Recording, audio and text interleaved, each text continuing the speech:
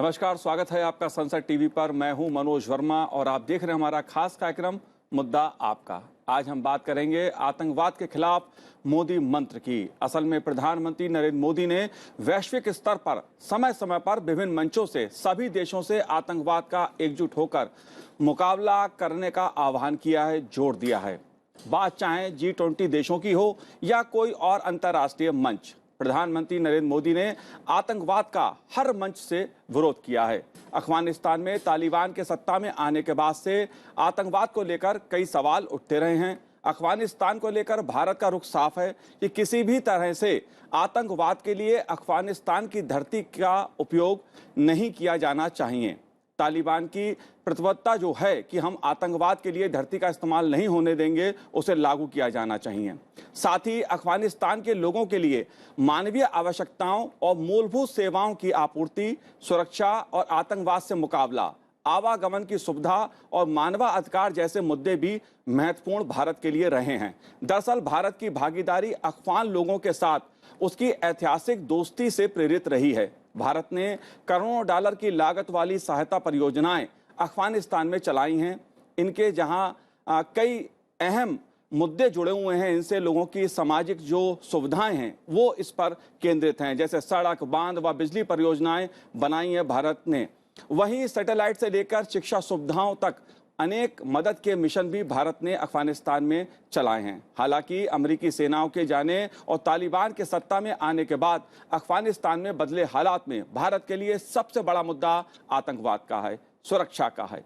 कारण पाकिस्तान पर आतंकवाद के लिए अफगानिस्तान की धरती का इस्तेमाल करने का आरोप लगता रहा है। पाकिस्तान कश्मीर में लगातार आतंकवाद को बढ़ावा देने की कोशिश करता रहा है। इसलिए आज बात आतंकवाद के खिलाफ मोदी मंत्र की करेंगे और इसके जो पहलू हैं, खास तौर से अफगानिस्तान से जुड़े जो पहलू हैं उसको समझने की कोशिश करेंगे। पूर्व राजदूत दिलीप सिन्हा जी हमारे साथ इस समय स्टूडियो में मौजूद हैं। दिलीप जी, आपका बहुत बहुत स्वागत है संसद टीवी पर। मैं आपसे जानना चाहूंगा कि आतंकवाद को लेकर जो वैश्विक सोच रही है, खासतौर से अफगानिस्तान को लेकर, उसे आप कैसे देखते हैं? क्योंकि कुछ देश हैं वो तालिबान का खुलकर समर्थन करते हैं, उनको इसमें भी ऐतराज नहीं है कि तालिबान आतंकवाद का ही एक दूसरा रूप है। दूसरी ओर कुछ देश ऐसे हैं जो ये चाहते हैं कि जो अफगानिस्तान की जनता है मानवीय आधार पर उसकी मदद हो, लेकिन अफगानिस्तान की जो धरती है उसका इस्तेमाल आतंकवाद के लिए नहीं हो। आप कैसे देखते हैं?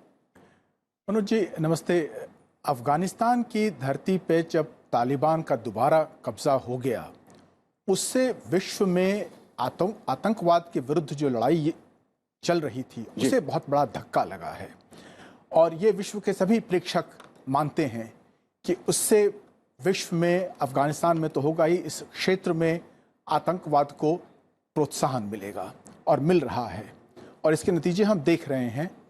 अफगानिस्तान के अंदर अफगानिस्तान की जनता वहाँ से भागने की कोशिश कर रही है। कई लाख लोग वहाँ से बाहर निकल गए हैं और बाकी बाहर निकलने की कोशिश कर रहे हैं। अफगानिस्तान के अंदर तालिबान तो स्वयं एक आतंकवादी संगठन है ही, उसके सत्ता में आने के बाद वहाँ जो अन्य आतंकवादी संगठन हैं जो पहले उसके साथ काम किया करते, जैसे अलकायदा हुआ जी, या जो उसके विरुद्ध थे, जैसे दैश कहते हैं जिसे, इस्लामी स्टेट ऑफ खुरासान जिसे कहते हैं, इनको प्रोत्साहन मिला है। और हमने देखा है कि तालिबान के सत्ता में आने के तुरंत बाद कम से कम 2 बड़े वारदात हुए हैं अफगानिस्तान में, जिसकी जिम्मेवारी दैश ने ली है जी इन घटनाओं के लिए। तो अफगानिस्तान में तालिबान के सत्ता में आने से अफगानिस्तान को धक्का लगा है और विश्व का जो लड़ाई है आतंकवाद के विरुद्ध उसे धक्का लगा है। जी दिलीप जी, आतंकवाद को लेकर जिस मोदी मंत्र की बात हम कर रहे हैं वो वैश्विक संदर्भ में क्या है? भारत का जो रवैया रहा है हमेशा वो रहा है कि आतंकवाद के खिलाफ हमें एकजुट होकर लड़ना है।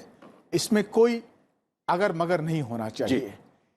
आतंकवाद है, कोई गुड या बैड टेररिस्ट नहीं होता है जी। तो ये जो आजकल बातचीत हो रही है कि मॉडरेट तालिबान है या गुड तालिबान है या बैड तालिबान है, तो मॉडरेट तालिबान के साथ बातचीत की जाए, ये आतंकवाद को ही बढ़ावा देता है। इस प्रकार का रवैया जी, तो वही भारत का रवैया रहा है। उसी रवैया का प्रतिपादन हमारे प्रधानमंत्री ने बहुत जोर से संयुक्त राष्ट्र के मंच पर किया था और अन्य अंतर्राष्ट्रीय मंचों पर करते आए हैं कि विश्व को एकजुट होकर आतंकवाद का सामना करना होगा। जी, और इस लड़ाई में कोई किंतु परंतु नहीं होना चाहिए। मेरे साथ दो खास मेहमान और जुड़े हुए हैं इस समय। सेवानिवृत्त मेजर जनरल जी द्विवेदी जी हमारे साथ जुड़े हुए हैं। द्विवेदी जी, आपका बहुत बहुत स्वागत है संसद टीवी पर। साथ ही हमारे साथ BHU के प्रोफेसर तेज प्रताप सिंह जी भी जुड़े हुए हैं। तेज प्रताप सिंह जी, आपका भी बहुत बहुत स्वागत है संसद टीवी पर। जी द्विवेदी साहब, मैं आपसे जानना चाहूंगा, आतंकवाद को लेकर अगर विश्व बिरादरी की मैं बात करूं तो दो स्वर नजर आते हैं। एक तरफ भारत जैसे देश हैं जो कहते हैं कि आतंकवाद के खिलाफ लड़ाई में किंतु परंतु नहीं होना चाहिए। दूसरी ओर पाकिस्तान और चीन जैसे देश हैं जो कहीं ना कहीं सीधे सीधे आतंकवाद का समर्थन करते हुए नजर आते हैं। इसे आप कैसे देखते हैं? देखो, मेरा इसमें बहुत अनुभव रहा है जी, क्योंकि मैं कश्मीर में और बाकी अपने जो इलाके हैं उसमें आतंकवाद से मैं जूझा हूँ, अपने ट्रूप्स कमांड किए हैं और चीन में भी रहा हूँ काफी समय तक।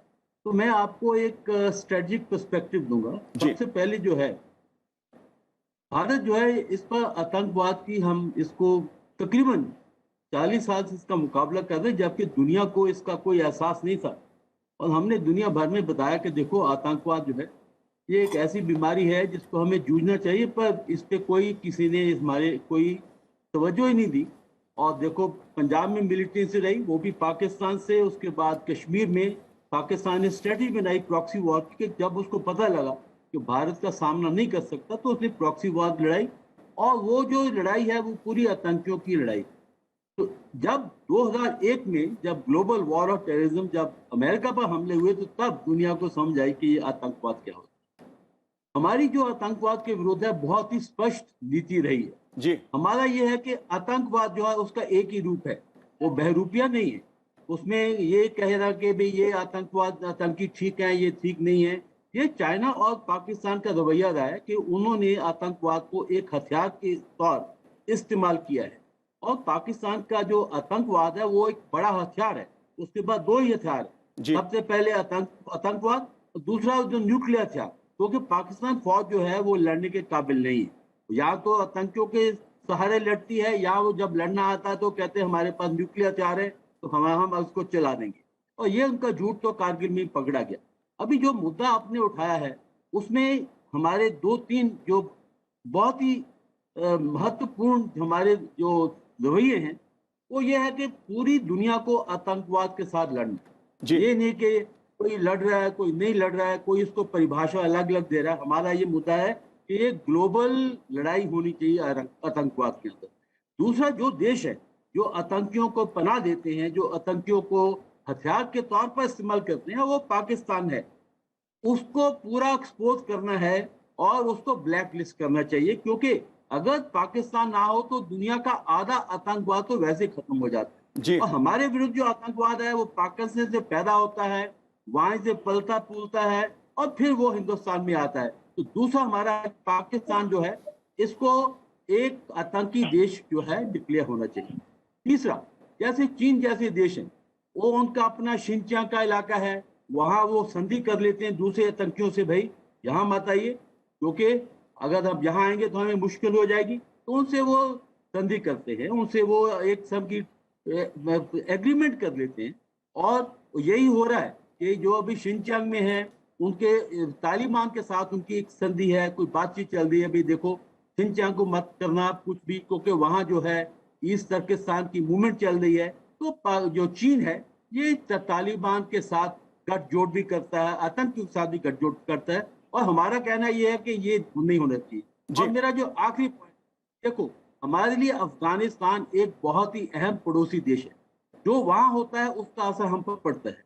और पाकिस्तान की एक ही मंशा रही है कि किस तरह अफगानिस्तान में अपना प्रभाव रखना, अफगानिस्तान में अपनी तरह की गवर्नमेंट चलाना, ताकि वो अफगानिस्तान की मदद लेकर भारत के विरुद्ध आतंक को और भी बढ़ावा दे सकता है। और इसलिए हम बार बार कह रहे हैं कि देखिए, अफगानिस्तान की जो धरती है उससे आतंकवाद नहीं होना चाहिए, पर यह मुमकिन नहीं है क्योंकि तालिबान में भी 24 ग्रुप है जिनमें कुछ तालिबान द्विवेदी है की बहुत मतभेद है। इसलिए हमें बहुत ही ये शंका है कि वहां से पाकिस्तान पूरा इस्तेमाल करेगा। और अभी जो मैं आखिरी पॉइंट है, देखिए पिछले कुछ दिनों में एकदम आतंकवाद को बढ़ावा मिला है। तो ये जब तालिबान सरकार आई उसके बाद हुआ है। कश्मीर वैली में सिविलियन की हत्या हो रही है, पुंछ दरियारी में एकदम आतंकियों का घुसपैठ ज्यादा हो गया है। और दिल्ली में देखिए, उनकी ये मंशा थी कि दिल्ली में एक हलचल करनी और वहां आतंकवाद फैलाना। ये सारी जी जो चीजें हैं बिल्कुल द्विवेदी जी, जुड़ी हुई हैं। बिल्कुल द्विवेदी जी, पाकिस्तान लगातार कोशिश करता रहा है कि कश्मीर में और भारत के दूसरे हिस्सों में आतंकवाद फैले, उसको बढ़ावा देने की वो कोशिश करता रहा है। लेकिन भारत ने भी समय समय पर दिखाया है कि अगर आतंकवाद को पाकिस्तान समर्थन देना जारी रखेगा, आतंकवादी घटनाएं करेगा, तो भारत घुस के मारने भी जानता है, घुस के मारा भी है पाकिस्तान में आतंकवादियों को। तेज प्रताप जी, मैं आपसे समझना चाहूंगा, जिस आतंकवाद के खिलाफ लड़ाई में हम मोदी मंत्र की बात कर रहे हैं, वैश्विक स्तर पर मोदी जी ने अलग अलग मंचों से दुनिया से एकजुट होकर आतंकवाद से लड़ने की अपील की। इसे आप कैसे देखते हैं? आतंकवाद की लड़ाई में भारत हमेशा आगे रहा है और इसमें जो है मोदी जी का योगदान बहुत काफी है। पहली बात, जैसा कि हमारे पूर्ववर्ती पैनलिस्ट ने कहा कि भारत हमेशा इसका विरोध कर रहा है कि ये जो गुड तालिबान है, बैड तालिबान है, उसमें कोई अंतर नहीं होना चाहिए। तालिबान तालिबान हो, आतंकवादी आतंकवादी होते हैं, उसमें अच्छे और बुरे आतंकवादी प्रश्न नहीं होते। दूसरी बात, भारत हमेशा जो है एक स्वर से हमेशा से जो है आतंकवाद के खिलाफ जो है मुहिम में सबसे आगे रहा है। और पाकिस्तान को भारत ने सबसे ज्यादा एक्सपोज, किसी ने भारत के पाकिस्तान को विश्व के विभिन्न मंचों पे, चाहे वो क्षेत्रीय मंच हो या वैश्विक मंच हो, हर जगह जो है पाकिस्तान के खिलाफ यदि एक देश ने एक निरंतर जो है अपना अभियान चलाया है तो वो भारत रहा है। और पाकिस्तान जो विश्व बिरादरी में जितना एक्सपोज हुआ है वो भारत के प्रयासों के कारण ही हुआ है। तो भारत की वो भूमिका, हमारे प्रधानमंत्री मोदी जी की भूमिका अग्रणी रही है। और मोदी जी की दूसरी बात कि आतंकवाद जो क्रॉस बॉर्डर टेररिज्म है, तो क्रॉस बॉर्डर टेररिज्म को ये हमारे यहाँ से मोदी जी ने कहा कि अगर ऐसा होता है साइलेंट किए तो क्या रहा जी दिलीप जी, बात आती है अफगानिस्तान में मानवीय सेवाओं की। अगर आतंकवाद के लिए धरती का इस्तेमाल ना हो, इस पे भारत का एक स्पष्ट मत दुनिया के सामने है कि अगर अफगानिस्तान की धरती का इस्तेमाल कोई भी देश भारत के खिलाफ या आतंकवाद के खिलाफ होना करता है तो उसका भारत विरोध करता है। लेकिन मानवीय आधार पर जो अफगानिस्तान में नागरिक हैं, बच्चे हैं, बूढ़े हैं, उनको मदद मिले, इस रुख को आप कैसे देखते हैं? क्योंकि मानवीय आधार पर अफगानिस्तान की मदद करने की बात कही जाती है, इसे आप कैसे देखते हैं? देखिए, किसी को भी मानवीय सहायता देना का कोई विरोध नहीं कर सकता है जी। लेकिन हम सब जानते हैं कि तालिबान एक आतंकवादी संगठन है और आज तालिबान जो है उसने अफगानिस्तान के लोगों को बंधक बना रखा है। और जो अफगानिस्तान में जो मानवीय त्रासदी इस वक्त घट रही है उसके लिए जिम्मेवार तालिबान स्वयं है जी। तालिबान सत्ता आने के पहले जो विदेशी सहायक वहां पर काम करते थे, भारत के हों या अन्य देशों के हैं, उन पर आक्रमण किया करता था।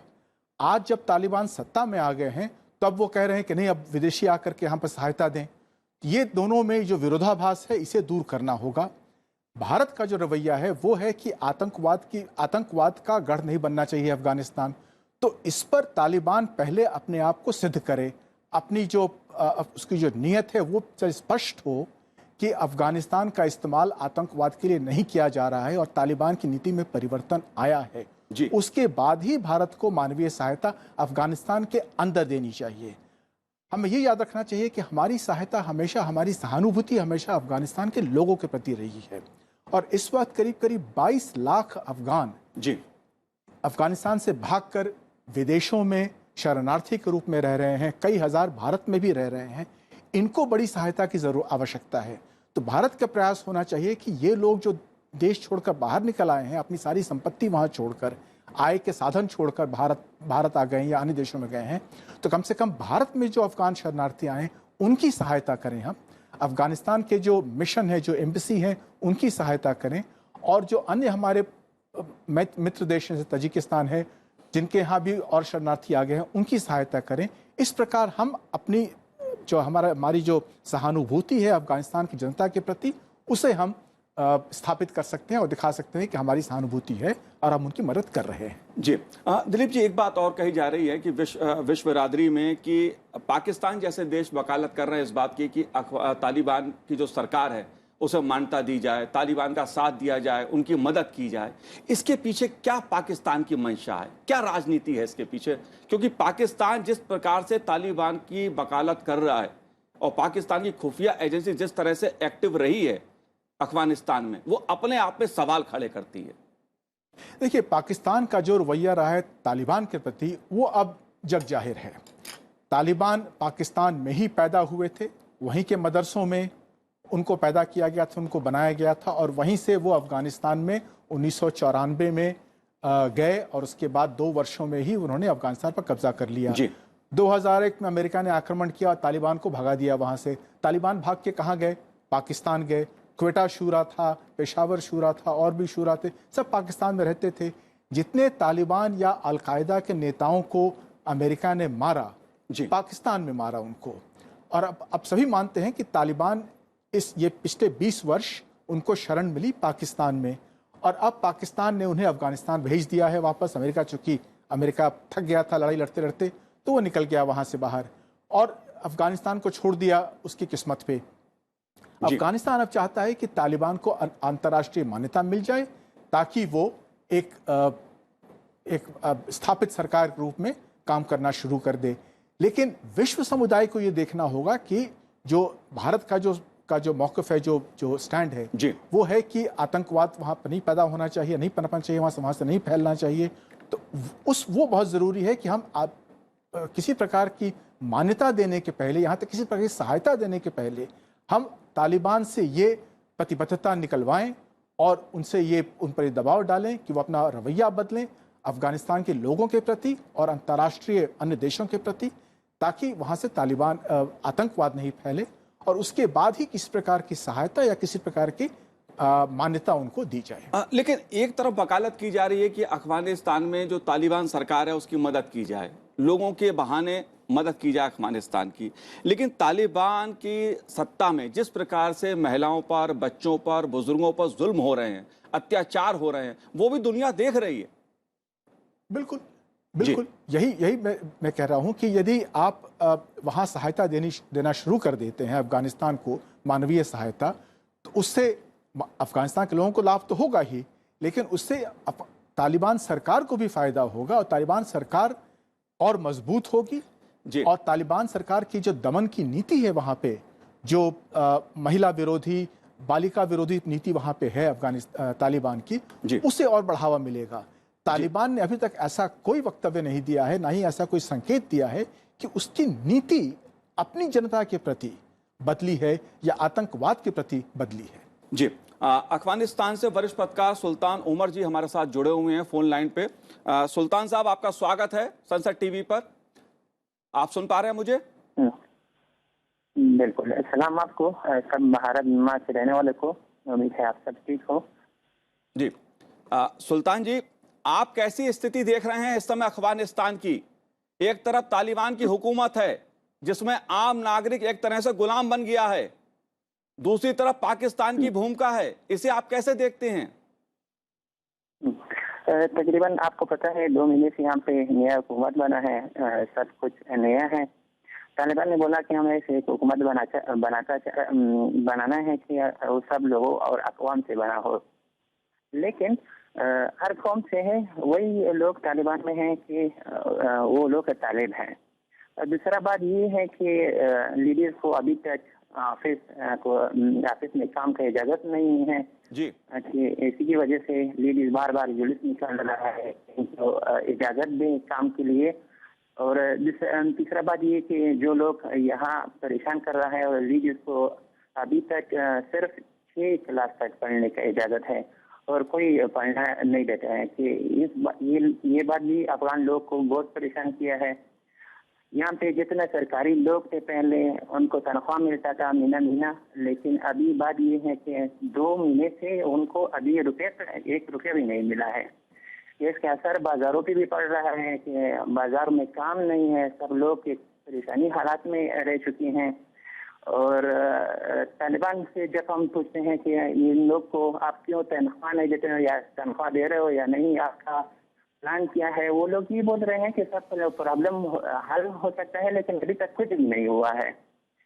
जी तीसरा बात ये है कि यहाँ पे जी आप सुन रहे हैं मेरी बात? जी, सुन रहा हूं मैं आपकी बात, जी बोलिए।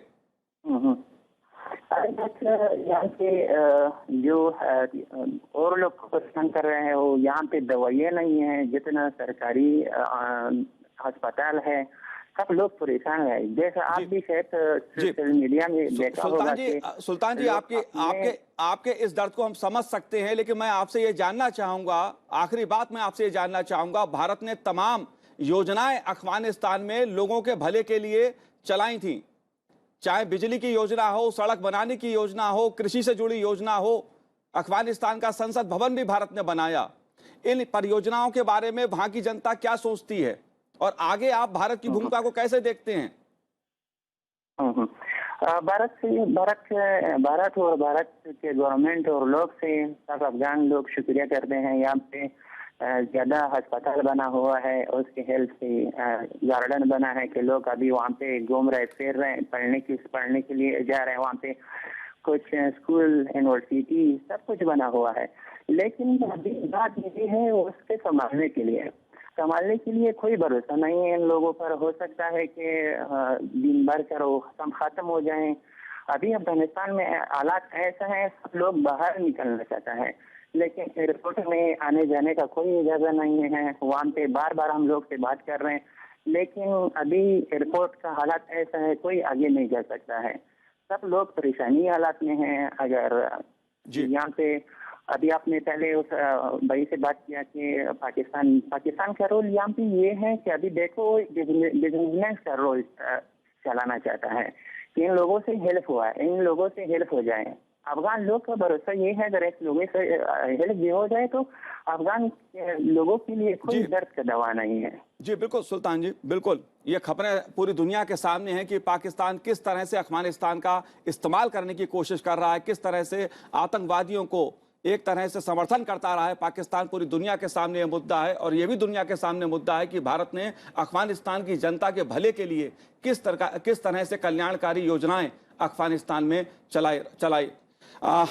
मैं द्विवेदी साहब आपसे जानना चाहूंगा। द्विवेदी जी, आप सुन पा रहे हैं मुझे?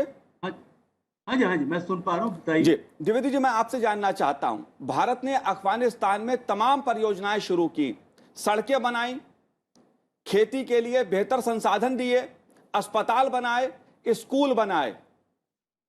इस भूमिका को आप कैसे देखते हैं आगे? क्योंकि अफगानिस्तान की जनता भारत से मानवीय आधार पर उसकी उम्मीद कर रही है, लेकिन पाकिस्तान आतंकवाद का खेल खेल रहा है। बिल्कुल ठीक है। देखिए, सबसे पहले तो भारत के और अफगानिस्तान के संबंध जो हैं बहुत ऐतिहासिक हैं, बहुत ही सदियों से चले आ रहे हैं, और हमारे और अफगानिस्तान के लोगों के बीच में एक बहुत ही नाता है, एक रिश्ता भी है, और वो हमें बहुत ही एक मित्र के तौर पर सोचते हैं, हमें बहुत ही हमारा आदर भी करते हैं, और हमारे के ऊपर उनकी बहुत आशाएं भी थी, और भारत ने उसमें कोई कमी नहीं की। हमने 3 अरब डॉलर की जो इन्वेस्टमेंट की है वो ऐसी थी कि जो कि लोगों के काम आए, सड़कें बनाई, हॉस्पिटल बनाए, पार्लियामेंट बनाई। हम वहाँ कोई कमर्शियल इंटरेस्ट नहीं गए थे। हमारा एक ही मुद्दा था कि किस प्रकार अफगानिस्तान के लोगों की हम सहायता कर सकते हैं, किस प्रकार उनका जो रहन सहन है उसमें बदलाव ला सकते हैं। चाहे शिक्षा का वो क्षेत्र था, चाहे वो मेडिकल क्षेत्र था, हमारी यही भूमिका रही है, और इसके लिए भारत की बहुत प्रशंसा हुई है। भारत के प्रति उनका जो है एक प्यार भी है, और वो बहुत सोचते हैं कि हम किस तरह आगे भी उनकी मदद करें। इसलिए मैं आपको 2-3 पॉइंट बताना चाहता हूँ। सबसे पाकिस्तान के विरुद्ध उनकी बहुत ही गलत भावना है। उनको पता है कि पाकिस्तान जो है उनकी मुश्किलों का जड़ रहा है, उनके जो प्रॉब्लम है वो पाकिस्तान के कारण है। भारत ने 2-3 मुद्दे उठाए। सबसे पहले ये जो तालिबान की सरकार है, आप देखिए जो 33 लोग हैं, इसमें 15 तो आतंकी हैं। जब तक ये इनको नहीं हटाते तब तक हम किसी तरह से मान्यता नहीं दे सकते। दूसरी बात जो है कि ये एक सिर्फ हकानियों की और तालिबानों की सरकार है, बाकियों को इसमें कोई हिस्सेदारी नहीं है। वही इनमें फीमेल आई मीन लेडीज नहीं है, विमेन नहीं है, और हजारा के कोई लोग नहीं है, तजाकिस्तान के लोग नहीं है। यानी कि ये सरकार मिली-जुली सरकार नहीं है, ये सिर्फ आतंकियों की और पाकिस्तान की बनाई हुई सरकार है। जैसे ISI के पाकिस्तान, वो फायज हमीद वहां गए और उन्होंने सरकार बनाई है। जी बिल्कुल। और तीसरी बात है कि ये जो हम मदद करना चाहते हैं, ये लोगों के पास जानी चाहिए, ना कि ये तालिबानों के पास। तो इसलिए जो भी मदद है वो UNA के थ्रू या कोई ऐसी ग्लोबल बॉडीज हैं उनके थ्रू ये मदद जानी चाहिए, नहीं तो ये सारी मदद जो है जी द्विवेदी जी के पास चली जी जी द्विवेदी जी। दिलीप जी, आखिरी बात मैं आपसे जानना चाहूंगा कि जो हम मानवीय आधार पे मदद की बात करते हैं, भारत ने वहाँ अस्पताल बनाए, सड़कें बनाई, कृषि के लिए भी तमाम तरह की सुविधाएं वहां पर मुहैया कराई अफगानिस्तान में, आगे इन परियोजनाओं का क्या? ये तो अब तालिबान के हाथ में है जी, क्योंकि हमने जो सहायता वहाँ पे दी, जैसा आपने सुना हमारे जो पत्रकार थे उनसे, कि उसके लिए वहाँ की जनता आभारी है और उसका बहुत उसकी सराहना करती है। लेकिन आज की तारीख में हम इसे आगे चला पाएंगे या नहीं, ये वहाँ की सरकार पर निर्भर करता है। यदि वहाँ की सरकार एक मैत्रीपूर्ण नीति अपनाती है तो हम निश्चित रूप से वहाँ वापस जाएंगे और वहाँ की जनता की सहायता करेंगे। लेकिन आपको लगता है जिस सरकार में खुद आतंकवादी मंत्री बने बैठे हों, उस सरकार से क्या उम्मीद की जाएगी? उम्मीद कोई नहीं कर सकता है, लेकिन हमें कोशिश हमारी रहनी चाहिए कि उन पर दबाव बनाएं हम, ताकि वो अपनी जिम्मेवारी को समझें। अब वो सत्ता में आ गए हैं, सत्ता में आने के बाद बहुत लोग अपनी नीतियां बदलते हैं, अपनी नीतियां बदल के वो अपनी जिम्मेवारी समझें। जी बिल्कुल दिलीप जी, अब ये अफगानिस्तान को और विश्व बिरादरी को तय करना है कि अफगानिस्तान की धरती का इस्तेमाल आतंकवाद के लिए ना हो और जो अफगानिस्तान की जनता है उसकी भलाई के लिए मदद की जानी चाहिए। इसका भारत भी समर्थन करता है और भारत ने हमेशा मदद अफगानिस्तान की जनता की भी है। दिलीप जी, आपने हमसे बात की, आपका बहुत बहुत धन्यवाद। द्विवेदी जी, आपका भी बहुत बहुत धन्यवाद। सुल्तान भाई, आपका भी बहुत बहुत शुक्रिया, बहुत बहुत धन्यवाद। और तेज प्रताप सिंह जी, आपका भी बहुत बहुत शुक्रिया, बहुत बहुत धन्यवाद। तो आज हमारे इस कार्यक्रम में इतना ही, मुझे दीजिए आज्ञा, नमस्कार।